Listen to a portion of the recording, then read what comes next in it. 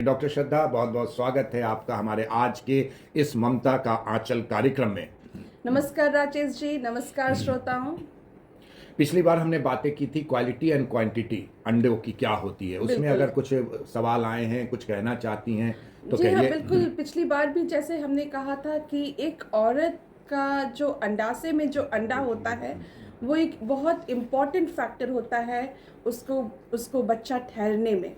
इसलिए मैं रिक्वेस्ट करती हूँ उन सभी औरतों को जो बच्चे के लिए प्लान कर रही हैं, अपना खान पान सही करें, ताकि क्योंकि हमारे जो खान पान में ही कितने अच्छे चीज़ होते हैं जी। जिससे जो अंडा का क्वालिटी होता है हाँ। वो खराब नहीं हो पाता है। मतलब वो जो विद उम्र के साथ जो खराब होता है जी जी। वो थोड़ा धीरे खराब होता है। हालांकि अंडा का जो एक औरत के अंडाशय में जो अंडा का जो नंबर होता है जी। वो तो नहीं बढ़ सकता है, वो हाँ। तो एज के साथ घटता ही है, लेकिन क्वालिटी भी घटता है। तो मैं निवेदन करती हूँ सभी औरतों से कि आप अच्छा खान पान खाएं, जो बीड़ी सिगरेट तंबाकू इन सभी चीज़ों से दूर रहे, रोज़ व्यायाम करें, अच्छा लाइफस्टाइल लीड करें जो कि आपको मदद करेगा आपकी प्रजनन प्रक्रिया में। डॉक्टर श्रद्धा, खान पान को लेकर के जब बात चलती है तो कहा जाता है ये बहुत महंगा है, ये कहाँ से होगा, या मेडिसिन से इसका सब्स्टिट्यूट ले लेते हैं। क्या हमारा किचन इतना कमज़ोर है, हमारे एक आम घर का किचन जो होता है, कि वहाँ वो पूरी चीज़ें नहीं मिल पाएंगी? बिल्कुल नहीं। हम बहुत फॉर्चुनेट हैं कि हमारा किचन इतना सशक्त है कि उसमें हर वो चीज़ है जो ज़रूरी होता है एक दंपति को खाने के लिए। और जितने भी आप, एक तो देखिए आजकल इनफर्टिलिटी बढ़ता जी जा जी रहा जी है, जी। उसका एक बहुत बड़ा कारण है खान पान। खान पान इसलिए मैं बोल रही हूँ क्योंकि लोग आजकल ठीक से खाना नहीं खा पाते हैं, जी या तो अपने व्यस्तता के कारण या जी। किसी कारण से भी। कुछ लोगों का आजकल रुझाव होता जा रहा है जंक फूड के तरफ। जी जी।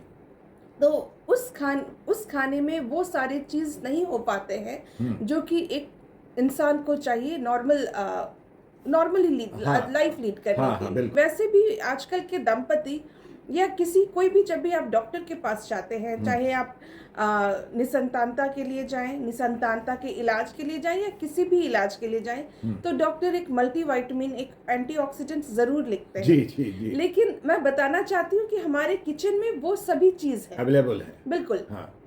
हमारे किचन में अखरोट, बादाम ये सब रहता है जो कि बहुत ज़रूरी होता है, जिसमें बहुत चीज़ मेंटेन होता है, एसेंशियल फैटी एसिड होता है।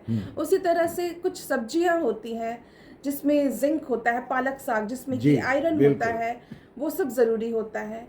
साइट्रस फ्रूट जैसे कि मौसमी हो गया, संतरा हो गया, नींबू हो गए, आंवला हो गया, उसमें इतना सारा एंटीऑक्सीडेंट होता है। जी जी। मतलब वो सामान होता है जो कि स्पर्म, एक पुरुष के शुक्राणु को खराब नहीं होने देता है। तो अगर कोई दंपति जो कि बच्चा चाहते हैं और उन्हें बच्चा नहीं हो रहा है, तो जो चिकित्सक हैं वो एंटीऑक्सीडेंट लिखते हैं। जी।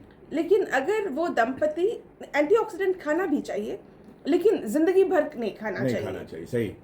लेकिन अगर वो दंपति इन चीज़ों का सेवन करें, यानी कि फल, सब्जी, साइट्रस फ्रूट, दूध, अंडे और जो मैंने ड्राई फ्रूट्स बताया, जी। इसका अगर प्रॉपर सेवन करें तो पुरुष में तो इसका बहुत लाभ है। अच्छा।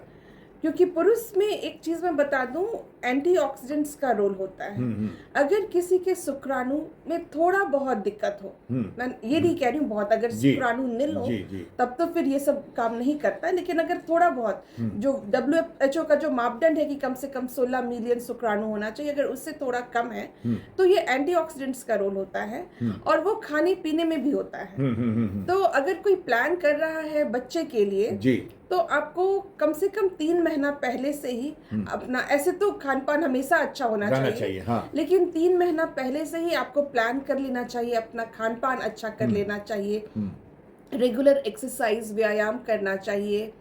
अगर जो लोग बीड़ी सिगरेट गुटखा का बहुत चलन होता जा रहा है, वो सब रोक देना चाहिए, क्योंकि ये सबसे शुक्राणु का क्वालिटी घट जाता है। 3 महीना मैं इसलिए बोल रही हूँ क्योंकि एक शुक्राणु का जो लाइफ स्पैन होता है वो 72 डेज होता है। ओके। अगर आज से आप सेवन कर रहे हैं तो 3 महीना में एक नया बैच जो शुक्राणु का आता है, तो वो अगर आप ये खान पान अच्छा रख रहे हैं, अपना लाइफस्टाइल अच्छा रख रहे हैं, तो आपको कहीं ना कहीं ज़रूर फायदा होगा, क्वालिटी इंप्रूव होगा। हाँ। मैं ये भी बताना चाहती हूँ कि बहुत लोग जो निसंतानता से जूझ रहे होते हैं, एक डॉक्टर से दूसरे डॉक्टर घूमते रहते हैं। जो निसंतान रोग विशेषज्ञ नहीं है, वो नॉलेज नहीं होता है क्या करना है। जी। लेकिन जब आप डॉक्टर के पास आए हैं तो कुछ ना कुछ दवाई तो लिखी गई है। हाँ। और उसमें से एक दवाई जो होता है वो एंटीऑक्सीडेंट लिख देते हैं, जो कि कुछ हद तक सही है। लेकिन एंटीऑक्सीडेंट भी अनलिमिटेड नहीं खाना होता है, क्योंकि वो बहुत महंगा होता है। और मैं एक चीज बता दूं, जो 4 से 5 साल सिर्फ एंटीऑक्सीडेंट, मतलब एक डॉक्टर से दूसरे डॉक्टर घूम रहा है और कुछ ना कुछ दवाई खा रहा है, तो वो 4-5 साल का जो दवाई अगर आप एक साथ मिला लीजिए तो उतने में तो आईवीएफ हो जाएगा। हाँ, सही बात और है। आईवीएफ एक सटीक इलाज है। सही हाँ। ठीक है ना। तो मैं यही बताना चाहती हूँ, इस रेडियो के माध्यम से अवेयरनेस करना चाहती हूँ कि हमारा किचन बहुत सशक्त है। आप अच्छा खाएं, धूम्रपान से दूर रहें, रोज व्यायाम करें, योगा करें, लाइफस्टाइल अच्छा करें, स्ट्रेस से दूर रहें। स्ट्रेस एक बहुत बड़ा कारण है जिसके कारण पुरुष का शुक्राणु और औरत के अंडाशय का अंडा कम होता जा रहा है। तो हमारा जो लाइफस्टाइल है जिसमें योगा इंक्लूडेड है, जी। रोज दिन सुबह उठ करके टहलना, गांव और जो लोग गांव में रहते हैं वहाँ की तो हवा भी इतनी स्वच्छ होती है। तो अगर आप रोज दिन टहलते हैं तो आपको तो ऐसे ही प्रकृति बहुत कुछ दे रही है, वो भी मुफ्त में। तो उस चीज का फायदा उठाएं और अपने जो प्रजनन शक्ति है उसको घटने नहीं दे। और जिनको थोड़ा बहुत दिक्कत है अपने खान पान से ही ठीक करें। लेकिन जिनको ज्यादा दिक्कत है, मैं ये भी बताना चाहती हूँ, जिनको शुक्राणु की ज्यादा दिक्कत है, तब फिर एंटीऑक्सीडेंट्स का कोई रोल नहीं होता है। ओके। आप बेशक वो दवाई खाएं, कुछ ना कुछ सप्लीमेंट तो लेना पड़ता है, लेकिन अब जरूरत होती है आपको निसंतान रोग विशेषज्ञ की, क्योंकि जिसको शुक्राणु बहुत कम है या नील है, तब फिर एंटीऑक्सीडेंट कुछ नहीं कर सकता, कोई फायदा नहीं करेगा। वैसे दंपति जिसमें पुरुष की शुक्राणु अत्यधिक कम है, तो उसमें एंटीऑक्सीडेंट्स या गोली का कोई फायदा नहीं होता है। क्योंकि वहाँ हो सकता है पुरुष में कुछ अनुवांशिक कारण से, बच्चा के कारण स्पर्म शुक्राणु का क्वालिटी बहुत खराब हो रहा है, या कुछ दूसरा कारण है, तब आपको जरूरत है इनफर्टिलिटी स्पेशलिस्ट से मिलने का। उपचार बहुत सारे अवेलेबल हैं। उपचार आपको टेसा हो सकता है, पेसा हो सकता है, माइक्रो टेसा हो सकता है। और आपको उपचार से, यानी कि मेडिकल साइंस के मदद से आपको अपना बच्चा हो सकता है।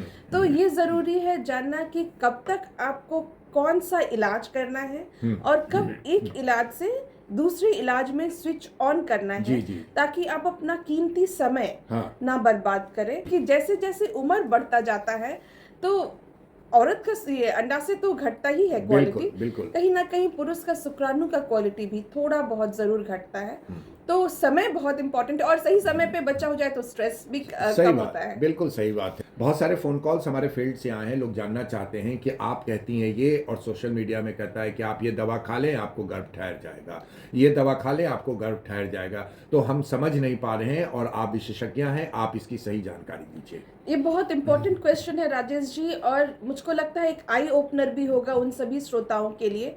देखिए, सबसे पहले तो आप अगर सोशल मीडिया देखती हैं तो आपको ये देखना होगा कि जो बोलने वाला है वो उस फील्ड का स्पेशलिस्ट है कि नहीं।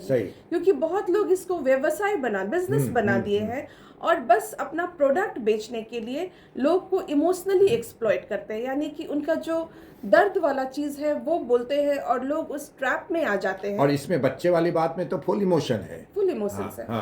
तो ये चीज जानना बहुत जरूरी है कि वो कौन बोल रहा है।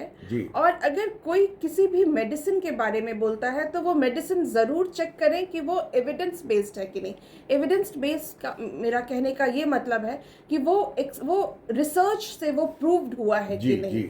अगर कोई भी इंसान बोल सकता है कि ये चीज खाइए और इससे बहुत फायदा होगा, लेकिन वो रिसर्च में भी प्रूवन होना चाहिए कि वो दवाई से सही में फायदा होगा। कितने लोग खाए और कितना % को इम्प्रूवमेंट हुआ, क्योंकि इस ट्रीटमेंट, इस इलाज में रामबाण कुछ नहीं होता है। सही बात। कुछ % लोग को फायदा होता है। तो आपको ये देखना होगा कि क्या रिसर्च हुआ है कि नहीं, बिना रिसर्च का अगर कोई भी कुछ बोलता है तो आप उस पे मत मानिए, वो लोग गुमराह कर रहे हैं। हमको तो लगता है डॉक्टर श्रद्धा कि ऐसा थोड़ी होता है कि कोई एक गोली सारे पेशेंट के लिए काम बिल्कुल कर नहीं, जाए, कभी नहीं। तब जांच ही नहीं कराना पड़ता, सब कोई बिल्कुल। वो गोली खा लेता, उसके बाद सब बिल्कुल। कंसीव कर जाता। बिल्कुल। तो और हम लोग तो ये बात पिछले एपिसोड से भी कह रहे हैं कि निसंतानता तो सदियों से आ रही है। सही। तो अगर कोई सोशल मीडिया में ये बोलता है कि ये दवाई खाइए और सब ठीक हो जाएगा, ऐसा नहीं है।